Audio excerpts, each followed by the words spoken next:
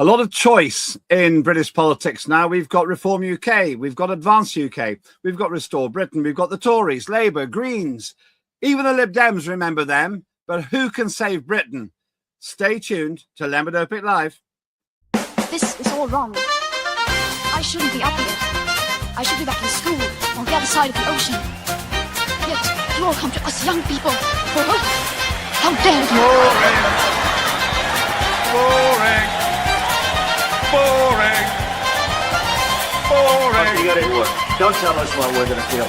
We're trying to solve a problem. Don't tell us what we're going to feel. I'm not telling you. Because you're in no position to dictate that. Remember what you're doing. You're in no position to dictate what we're going to feel.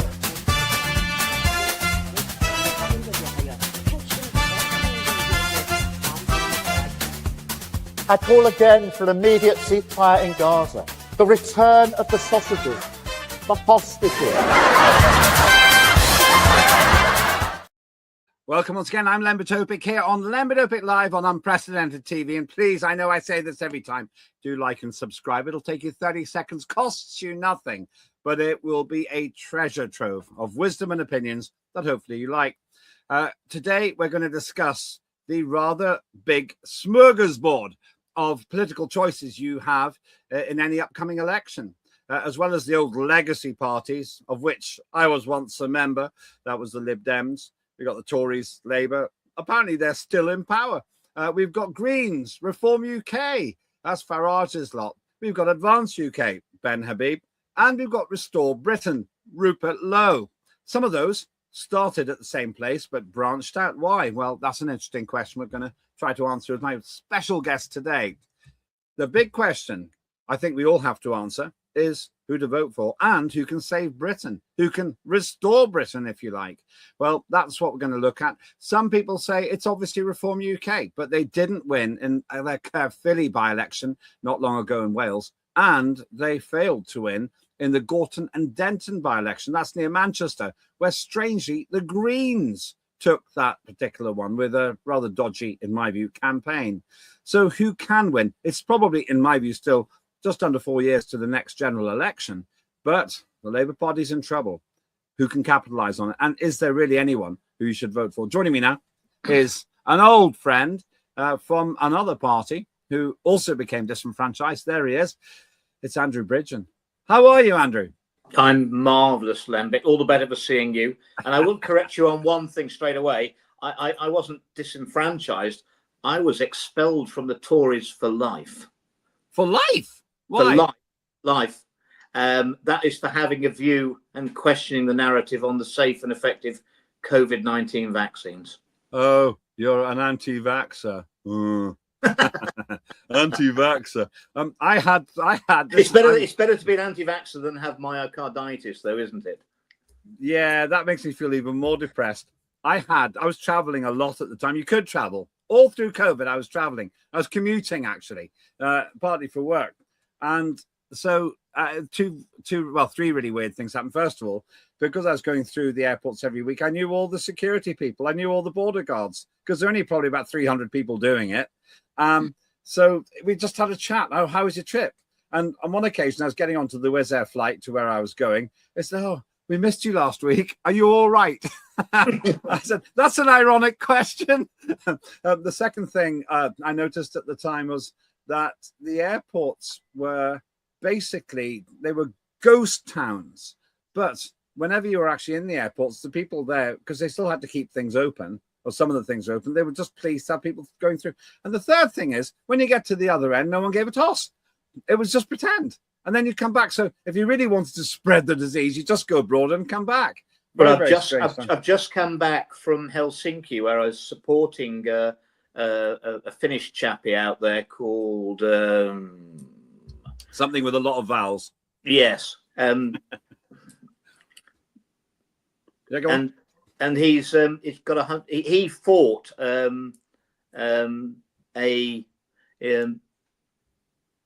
not having a vaccine pass. He was charged with not having a vaccine pass, going into a coffee shop for a croissant and a coffee during the lockdowns in Helsinki. It's finally sort of materialized. He's just been landed with a €130,000 bill What? And, yep, €130,000 bill, including legal costs. We filmed outside the scene of the crime, the coffee shop in Helsinki, and we were doing some fundraising for him to try and. But he's going to the European Courts of Human Rights in 2 weeks' time to try and clear himself. How infected was that croissant? I don't know, but I mean, as I pointed out, that was a pandemic with a disease with a 99.8% survival rate, where the average age of death from it was 83. He's considerably younger than that.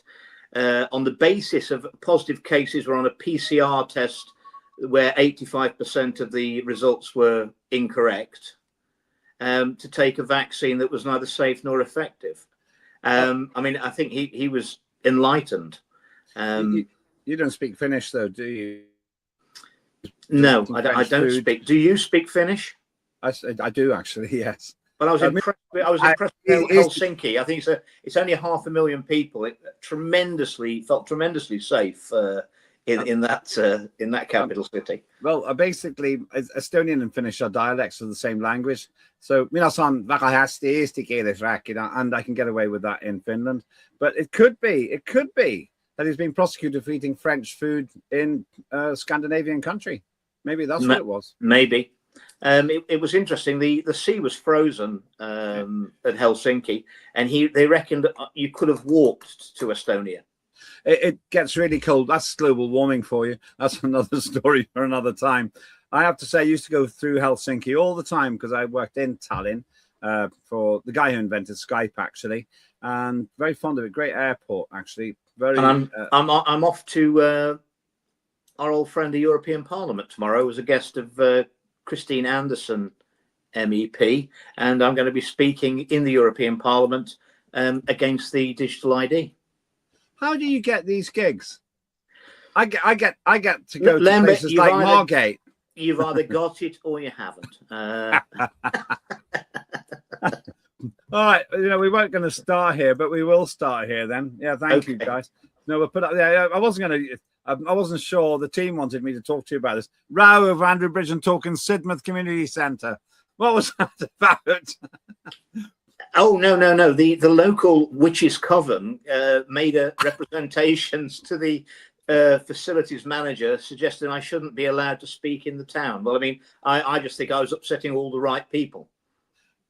So Sidmouth turned you down. So you had no. I spoke, and the police came, and everything was in order. They were perfectly happy, but they were told there could be a protest. Sidmouth's got the average oldest population of any town in UK, so I wasn't really expecting a lot of trouble in Sidmouth.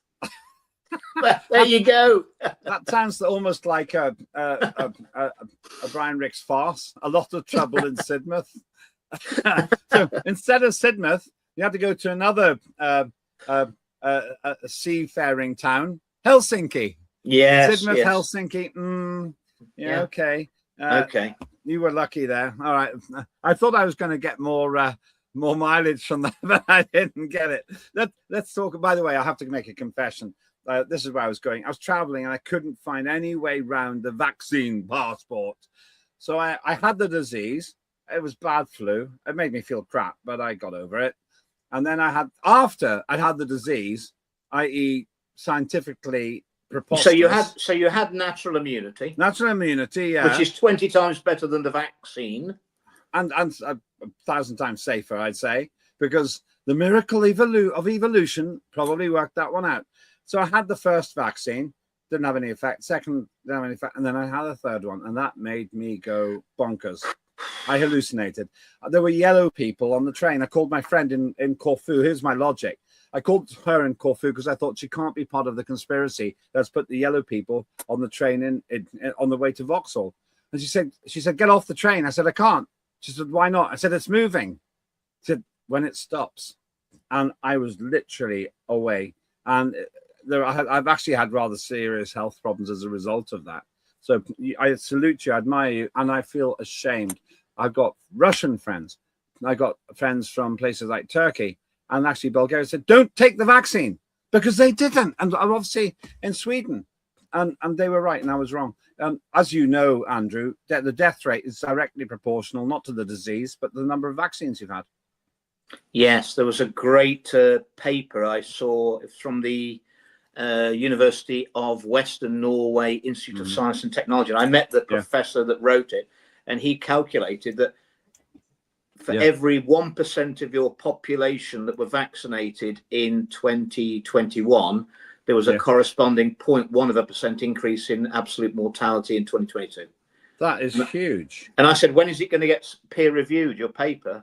And he laughed and he said, no one's going to peer review it. He said, there's nothing wrong with the maths, and everyone will lose their funding if they peer review it. So he said, it'll never get peer reviewed. He said, but believe me, he said, the maths is correct. So people died because of the vaccine rather more than because of the disease. Well, after any pandemic, if people have died in a pandemic, sadly, before their time, if they might have lived another 6 or 12 months or 18 months longer, you would expect a period after the pandemic when you have less than expected deaths. Well, that didn't happen. We just kept having higher than expected deaths. And as a result of my debates in Parliament, the Office of National Statistics then rebased the expected deaths up to get rid of most of the excess deaths. It hasn't dropped the number of deaths at all. Australia did the same. Lots of places have done it, but it hasn't changed the numbers. The numbers have never gone back down. On another occasion, I really want to do a whole show about this. I'm with you, and I feel like a fool. I really regret. Well, we were all. I took 2. Don't feel so bad. They got me. I took 2 AstraZeneca. Second one hurt me. First one, no effect whatsoever. I have blood pressure problems. That's what happened to me. Well, I've got autoimmune problems. At 57, I suddenly thought I've got a really bad cold in July, and then realised I got hay fever for the first time in my life after the second shot. I then came out in hives all over my body for 6 months. They're all autoimmune problems that my body can normally cope with, but they couldn't. And I also got food allergies, which I've never had before, which was horrific. So all of that leads me to believe that I damaged my own immune system by taking that vaccine. But what I will say is that as time's gone on, and I haven't taken any more, all those symptoms have calmed down, and I don't get any of those things really much anymore. I have a fairly healthy diet. I do more exercise now. That seems to have helped.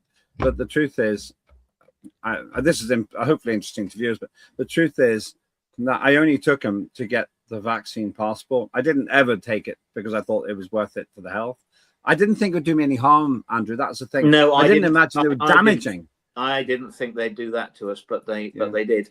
And the main topic that we're going to talk about today, about the choice on the right of politics, I mean, it's coloured by my own experience. And obviously that people will say that I destroyed my own political career on the hill of vaccine harms and excess deaths. Well, obviously, I'm not a big fan of Kemi Badenoch of the Tories. I'm banned for life from the Conservative Party for having a view and asking questions about the safety and efficacy of a novel treatment. And so that's a bit of a no-no for me. I know there's lots of Conservative MPs who told me privately that they were vaccine harmed and they wouldn't take any more, but none of them would speak out to stop them being extended to small babies. And that isn't what I got in Parliament for. And I did stop the government doing it, and I did it on my own, but at some cost. So the Tories are a complete no-no, and I think it's all over for. I mean, they got 2% in Gorton and Denton. Yeah, we just seamlessly from that. Well, I'll come to that in a minute. And also, you've got to bear in mind that Gorton and Denton was brought about by the resignation of Andrew Gwynn, MP. Before you do that, this is about Kemi Badenoch there, or Badenoch. I've never known whether it's Badenoch or Badenoch. How does she say I think I call her Kemi Badenoch. I think she's getting better, though.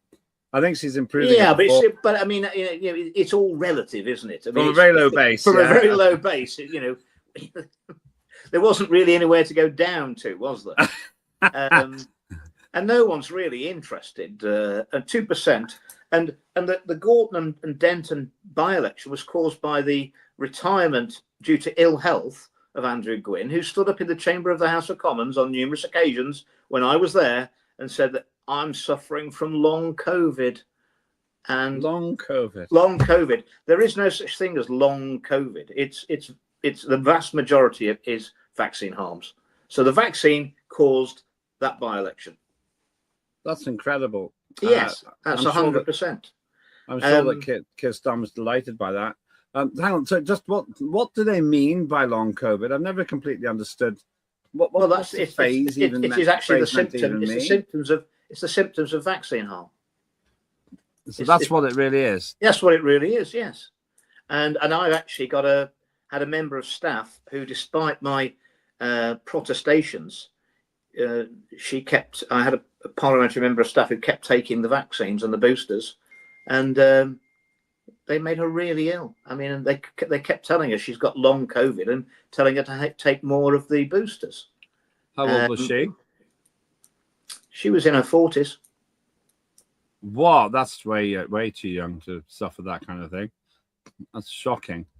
I have to say that also. Well, okay. I mean, we've talked a lot about vaccines now and so on. You mentioned, and I promise, was here on Unprecedented TV. We want to talk about it. People don't have to agree, but they have to hear the information. And there are certain facts, certain statistics, and you mentioned some of those now. And having looked at them myself, really out of personal interest because of the damage that was done to me, I am not happy that the fact I was duped. I wonder if we could have the class action of the millennium. Well, have you seen what Rupert Lowe said as restore Britain's policy on the vaccines?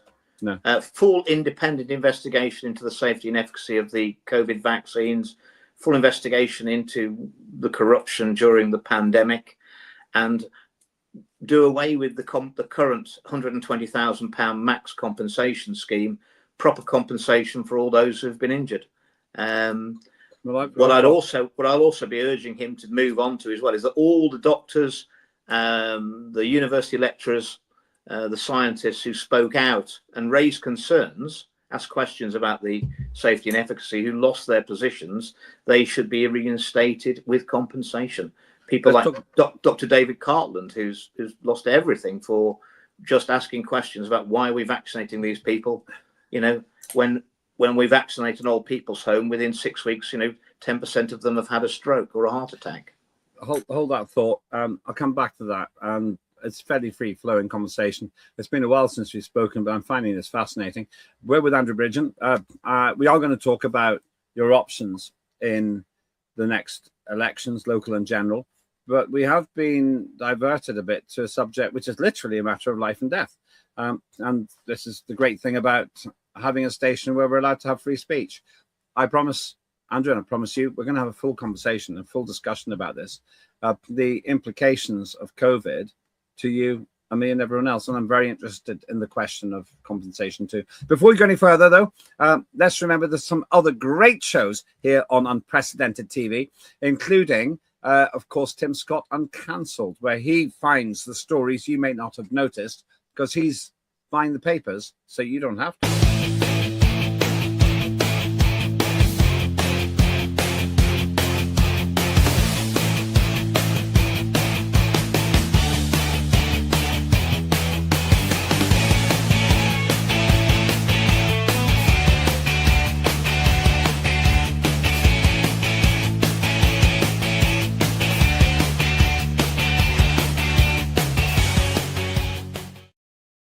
That's Tim Scott Uncancelled. If you like and subscribe to Unprecedented TV on YouTube, costs you nothing, takes 30 seconds, and you will have literally hundreds of shows to enjoy. But back to my very special guest and an expert on the COVID scam, the plandemic, as many people call it.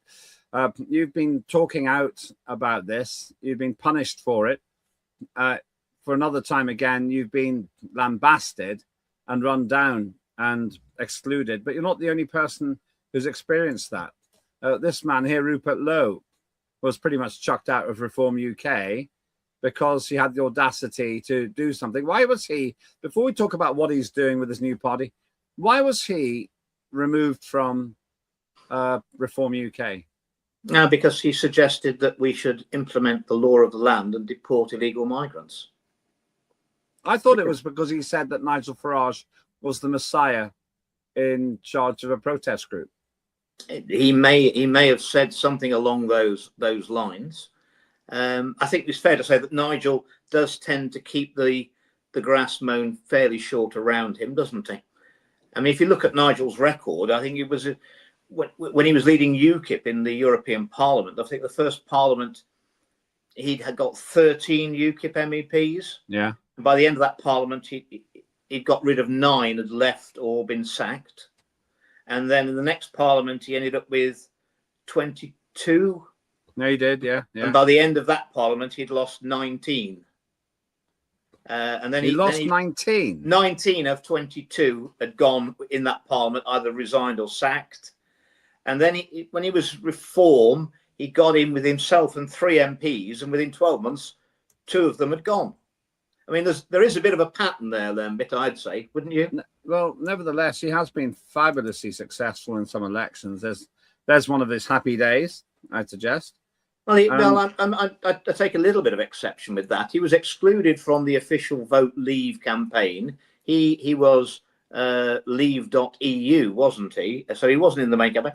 And I was a bit disappointed on referendum night when I knew we'd won, when I saw the turnout in northwest Leicestershire at 79%.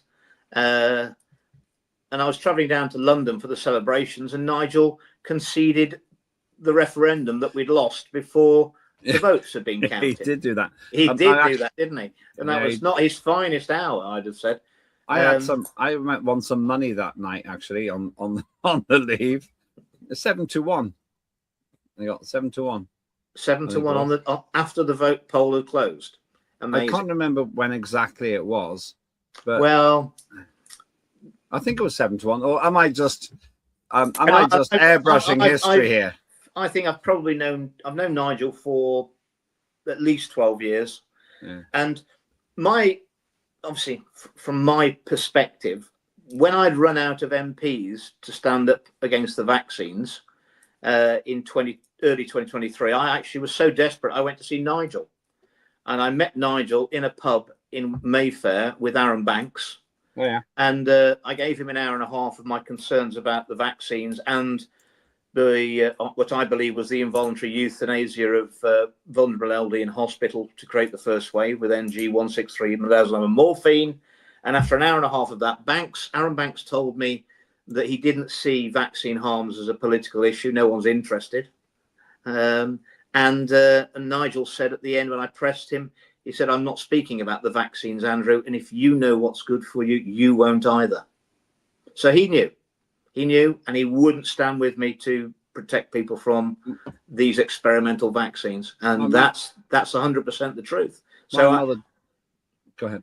I also warned him at the time about the European Defence and Securities Union that both the Tories and Labour were looking to take us into, and that Starmer signed us up to a month after the election in 2024, which would give the European Union full control of our defence industry supplies, ultimately give them some control of our Army, Navy, Air Force, MI5, MI6, GCHQ, our nuclear deterrent, and our local police force. That's the only deal that was available. And Nigel told me that we don't talk about Brexit anymore, Andrew. Brexit's done as far as we're concerned. So at that point, I knew that Nigel was completely controlled opposition. I've known Nigel for even longer than you. I like him as a person a lot. Yeah, he's great fun. I liked Boris Johnson, but doesn't mean he should be allowed anywhere near any position of responsibility for anybody else. Well, I got the chance to do this every day, and you don't. So I'd really be more interested in hearing what you say than what I have to say. I want to talk about these three, and we've been skirting around it. By the way, I promise you we'll come back to COVID. Fascinating first half of the show, by the way. And I'm aligned from lived experience and almost nearly died experience. I'm sure you're right. How come it's so rare? These side effects are so rare, but everybody's had them or knows someone who's had them. Yeah. But they're very rare, aren't they? Rare. No, it's very rare to be allowed to talk about them. Otherwise, we'll be banged up like Lucy Connolly for hurty words against injections.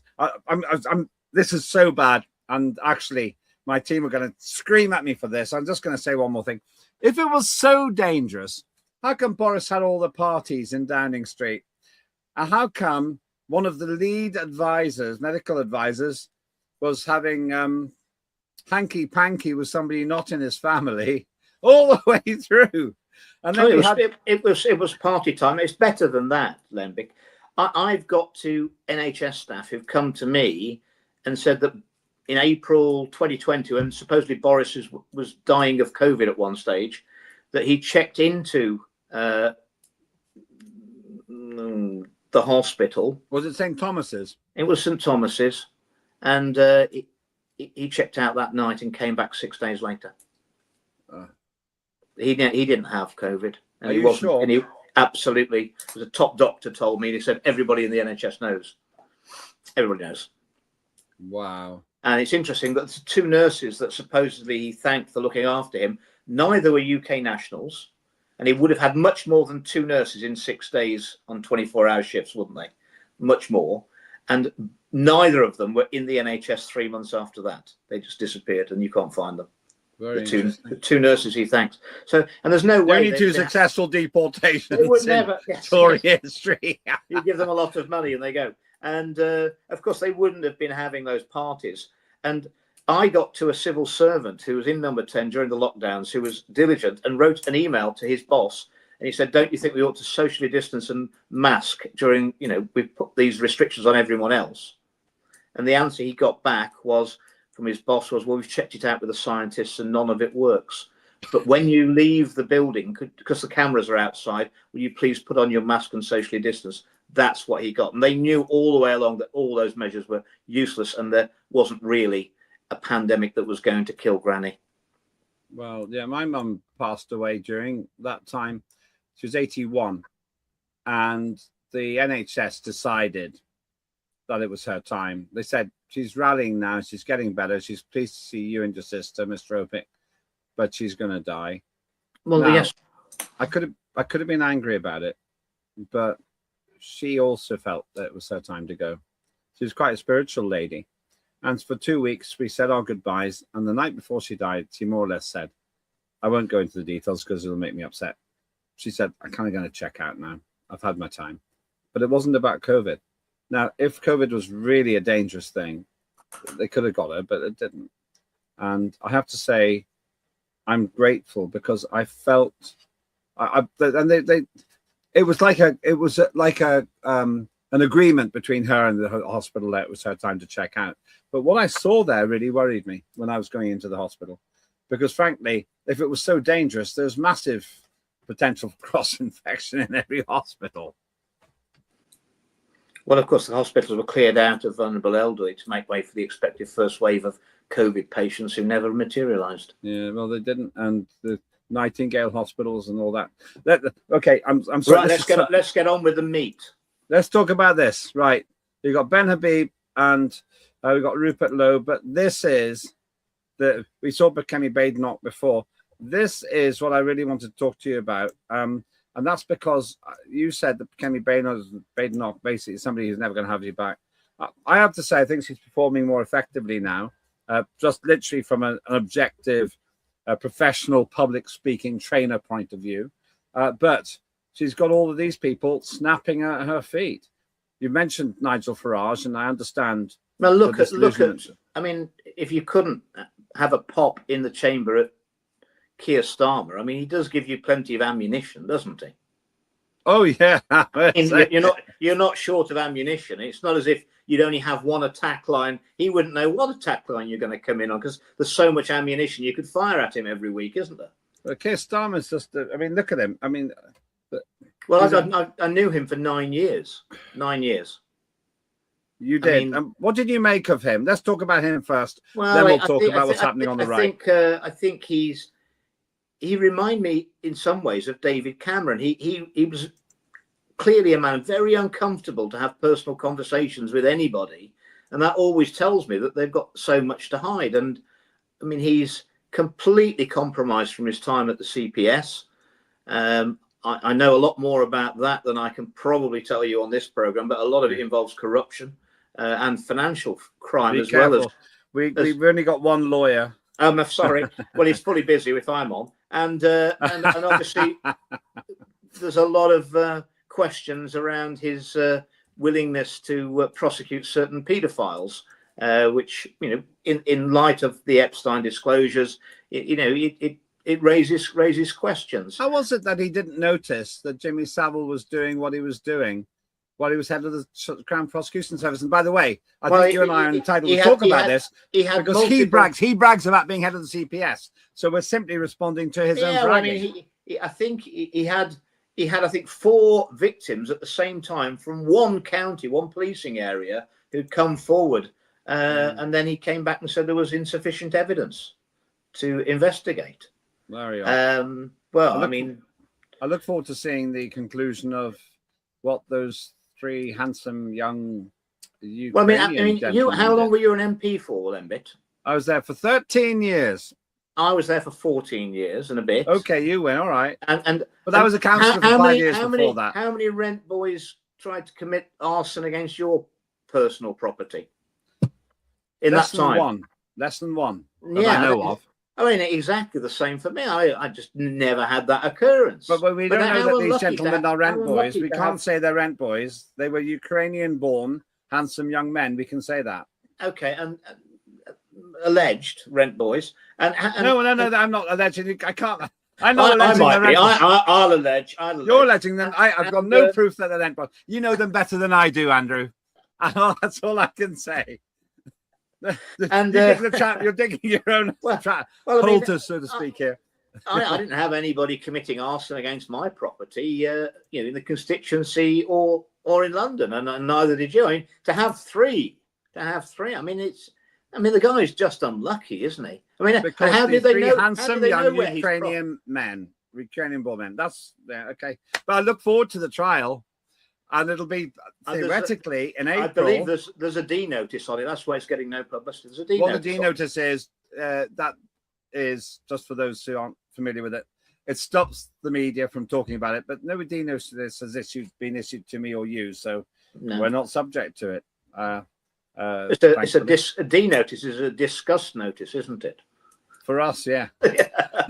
Let's talk about these guys then. So we've got Ben Habib, Nigel Farage, Rupert Lowe. Brief history there. Nigel Farage, Reform UK, leading in the polls, leading in over 100 polls in a row. Absolutely. Nationally. But there's no doubt. I mean, you've got to admit it to the man. That's a pretty big achievement. It's a pretty big achievement. His vote share is falling, though. He's down on where he was 12 months ago. I think more people are seeing through, and look at the people he's bought into. He's just bringing all the Tory retreads in, isn't he? And I think that by far the seminal moment was when he brought in Nadeem Zahawi, the former vaccine minister, and that car crash of a conference where Zahawi was really insulting to the Telegraph journalist who asked him, what about the vaccines? And he said, that I expected better from you. That question doesn't even deserve an answer. Well, I mean, a lot of people do want to know about the vaccines. And Nigel is many things, but he's not politically stupid or naive. He would have known that there was far more baggage with Zahawi than there were possible positives. And that tells me that Nigel is not running that party, because someone's told Nigel, you're having Nadeem Zahawi in. So once again, just to remind those who might possibly have forgotten who Zahawi was, we must never overestimate the extent to which we're political nerds. My 8-year-old said it's not a good thing. I think it is a good thing, but it means that we have to not disappear into our nerdiness. Zahawi was a really big player in the Conservative Party, the party that Reform UK wants to replace. And what you're saying is the introduction of Zahawi to a senior role in Reform UK dilutes our UK brand? Well, Nigel's flip-flopped on the vaccines. He refused to speak about them in 2023. Then in 2024, they said there's something wrong with these vaccines, and a Reform government will have a full public inquiry. And then it's all gone quiet. Now he's got Zahawi in, and Zahawi says, the vaccines were tremendously successful. I'm very proud of it, and Nigel's very supportive of my role as the vaccine minister, which Nigel conferred with. So we've had a fair amount of flip-flopping. So let's face it, we're not going to get the truth about what happened during COVID if Reform are there. And Nigel must know all of that, and he cannot be in control of who he's taking in. Someone's giving him a list of, these are the people you're taking in next month. And the counter argument, Andrew, is that you are heavily invested. I mean this with great respect, because my own experience means, or as the Speaker of the House of Commons would say to me, John Bercow, or as much respect as I can muster for you. I think he said that to me once. Did he? That's not very good. That's not very It was his last day. It was his last day. Well, in that case, he was I had been pretty beastly to him. I was not sucking up to him on his last day. That was when I told him that to the fag end of your tenure in that chair, Mr. Speaker, you continue to defend the indefensible and your very close relationship with the honourable member in question by the Standards Committee. That was Mr. Vaz. And you're right, that the Standards Committee have come to their conclusions. The House will come to its own conclusions. But more importantly, Mr. Speaker, the public will come to theirs. Dear viewers, you're seeing parliamentary language which only you, as a viewer, can interpret, because we only have one reasonably well paid lawyer here in Unprecedented TV. So we'll go back to this then. Yeah, Zahawi, a problem appointment for you, and some would say it's because you are heavily invested in the COVID discussion. But then we've got these two. Let's say you're right. Let's say Reform's got a problem. We've got Ben Habib, Advance UK. That's his party, properly established. Tens of thousands of signed up members. I don't know. It might even be over 100,000. I don't know. If we get to... No, Ben Habib got to about 38,000 in Advance. That's what I was told from an insider.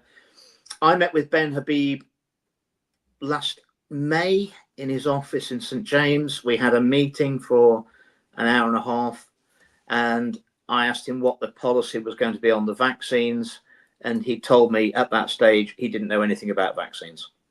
37,000 members as of November 2025. Yeah, that's what it is. It's still pretty good. Now, Ben Habib strikes me. I know him. And he, so I didn't join. And then he said, you should join the party and then we'll talk about policies. I said, well, it doesn't really work like that, does it? And he's basically said I was more than welcome to join, but he wouldn't tell me what their policies were. And so I said, that's not going to work for me. So I didn't join. I find I find him really intelligent. I think he's a very successful, self-made man. No one can say he was born with a silver spoon in his mouth and he just lived off the asset. And I actually find him stimulating to talk about in terms of policies. You don't feel that? He never discussed policy with me. Okay. Howard Cox tried to broker a meeting about... Howard Cox, the head of Fairfield UK. Yeah. Excellent guy. I've known him for, 16 years, I think. And get on really well with Howard. Howard's a broker a deal. We'll meet, and he'd arranged a meeting between myself, Ben, and him.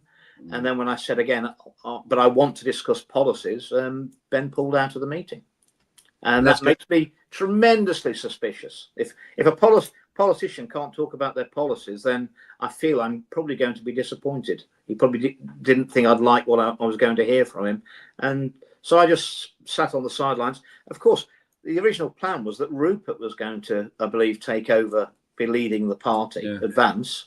And obviously, Rupert and Ben had a bit of a spat over something. Well, let's talk about the right then. Let's go to the right in that picture. Well, what I say about Ben now is he said when Rupert launched Restore UK, and I think it's been amazing, 100,000 members in a fortnight. And polling about 10% in the polls. Is it Restore Britain, isn't it? Restore Britain. Restore Britain. Yeah. This is one of the problems. You said Restore UK and Advance UK. Restore. It's actually quite difficult. And also Reform, Restore. it's a crowded market because all three of the parties seem to be aiming for the right area. But before we talk about of course, you've got the one that everyone writes off is of course the character Lawrence Fox and Reclaim. whatever. Are they still going? Goodness no, I don't think they ever really got going. So why are you promoting them then? I'm not. I'm merely commenting that they're all very similar names. Well, let's talk about the Heritage Party. My friend, Mr. Curtin, David Curtin runs that. David Curtin's come out and attacked Rupert. I think they all see Rupert and Restore Britain as an existential threat to them. So let's talk about Rupert. And Ben said he wanted to, when Rupert announced his new party he was forming, I mean, what people don't realise is Ben initially put an attack video out for about half an hour, then deleted it off the internet, then said that he was really pleased that Rupert had done all this, which is a bit of a contradiction what he said before, and that they wanted to merge. And then when Rupert didn't pick up on the merger, then he came back out with the attack videos and attacks. But why wouldn't he want to merge? I don't think there's much in the structure of Advance that Rupert wanted. But it seems to me, obviously, let's not pretend. You and I have the privilege of knowing these people personally, and I don't want to play this game that who was that idiot? Well, if you're talking about an idiot in the House of Commons, you'll have to be more specific than that. No, okay, I'll be specific. When Yvette Cooper was interviewed by her own husband, Balls, on television, and they didn't say we should declare an interest here. These two sleep together. They didn't say this. More important than that, though, Ed Balls didn't declare that he's a member of the Committee of 300. Tell people what the Committee of 300 is, because that sounds like something to do with the Spartans. The Committee of 300 is one of the influential committees that sit under the World Economic Forum. So you've got the Committee of 300, you've got the Trilateral Commission, which both Epstein and Keir Starmer were members of. The one that they never produce any minutes of their meetings and never disclose what they discuss. Hang on, so Epstein and Starmer were on the same committee. They were both members, not at the same time, but you never leave. You never leave. It's not because no one after they've left, they don't spill the beans about what they were talking about. So it's a bit like MI5 or MI6. You don't have such a thing as a former member of MI5. I mean, these are the globalist tools of control. So let's get to this. The time's gone so fast. We spent half of the show talking about COVID, but we have to do this again as well if you're willing. We've got Ben Habib. If your viewers are willing. If my viewers are willing. Oh, you want to introduce democracy to unprecedented TV? La-di-da, hark at you. How much can you put into the? By the way, if you do want to sponsor the station, give me a call. I'm not going to finish that sentence. The bottom line here is we got Rupert Lowe challenging the Tory and the Reform UK vote. We got Ben Habib challenging the Tory and the Reform UK vote. Why can't they work together?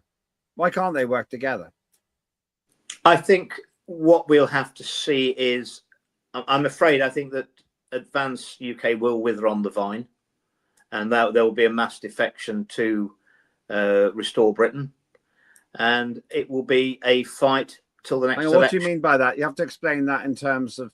I think members of Advance will defect to Restore Britain. That's what you mean. Okay. I think there's a lot of Reform councillors, elected councillors, who will defect in the next few weeks, and you might think I've got inside information to. Well, I do think you've got inside information. Restore Britain. I think that's going to happen, and I think Nigel will move his position on deportations. But I mean, you want to politically, and I hope you'll agree with me on this. The UK we're in a dire position. I think we're in the last chance saloon at 5 minutes to closing. We can't have any more false dawns. We've got to choose someone who's actually going to deliver. But the thing is, okay, I say, but that's a bad way to start a sentence. My concern is Ben Habib, really smart guy, 37,000 people who've been willing to pay something. That's not bad. Rupert Lowe, smart guy, hasn't got his party sorted out yet. No. Both have been spawned from the Reform UK tree. Now, I'm just wondering, I haven't got an angle on the answer. I'm really interested in what you have to say here. Should all three of those just settle their differences and say, if we don't do this, we're going to end up with an absolute mess after the next general election? No, because I think I think advance is going to go nowhere. It will not advance. Do not pass go, do not collect £200. And I'll make a prediction now that at the next general election, there'll be electoral pact between the Labour Party and the Greens. And there'll be an good old there'll be electoral David pact. Poulton. There'll be an electoral pact between the Conservative Party and Reform. I just say that's David Poulton that's been put up there. And that leaves Zach Polanski. He is the leader of the Green Party. The result. I mean, there's protest votes and there's protest votes, isn't there? And if the protest vote is that we're going to vote Green, I mean, that's pretty desperate. I mean, I think that shows you how desperate the country is to vote for that party. And because of these two election pacts that will come before the next general election, and the only real option for change will be Restore Britain. And if he's picked up 100,000 members in 2 weeks, I mean, where's that party going to be in 6 months' time? And I think it's going to be, I think in 6 months' time it could have more members than any other political movement in the UK. Nearly out of time. One thing I noticed, I'm really wanting to do this, but I'll give you the last word on it. One thing I noticed is that Reform are now presenting themselves as centre-right. I think that's what Conservatives tend to use as well.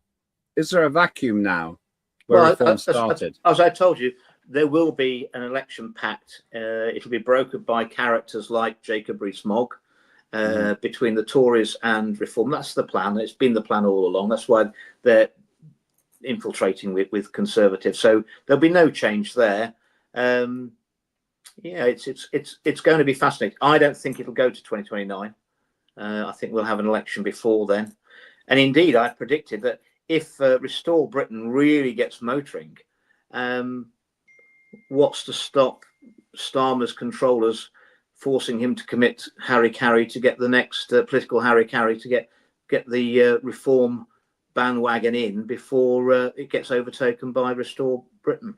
Don't think that couldn't happen. We could have another baton handover to the other wing of the Uni Party, just as Sunak signed the suicide note of the Conservative Party by calling that snap election when the polling was absolutely dire. And I never saw a man look so happy as when he lost that election and delivered Keir Starmer a massive majority of 60-odd% of the MPs with 32% of the vote. If only I had the ability to do that myself. I'll talk to you after the show ends. I've got 2 questions I've got to ask. We can't broadcast them tonight, though. Big thank you, though, to Andrew Bridgen there. I'll just add one thing. We have a crowded market. We have parties vying for position. Andrew Bridgen says that Restore Britain could come up the centre or maybe up the right, as he says. Well, can I just make one point, Lembit? We currently, you say it's a crowded field, but we're currently in a situation where 40% of the people have given up on politics and don't vote. It's quite possible for a party to win an election without having to take anybody's votes if you could just attract the people who've already lost interest and get them to come back. Nicely put. And that was the party political broadcast on behalf of Rupert Lowe's Restore Britain. Yeah, and actually that's an interesting point. We will definitely come back to that, and separately, I promise, Andrew, we'll do a whole show on COVID. Thanks so much for watching. My view is things are in massive flux at the moment, made even more complicated by the fact that the special relationship between the United Kingdom and America seems to be in tatters. Please do like and subscribe to @Unprecedented TV on YouTube, and I'd like to have a special relationship with you as a viewer. We will be ruthless with facts and gracious with views. That's what we're all about here. I'm Lembit Öpik. That was Lembit Öpik Live. Thanks so much for watching.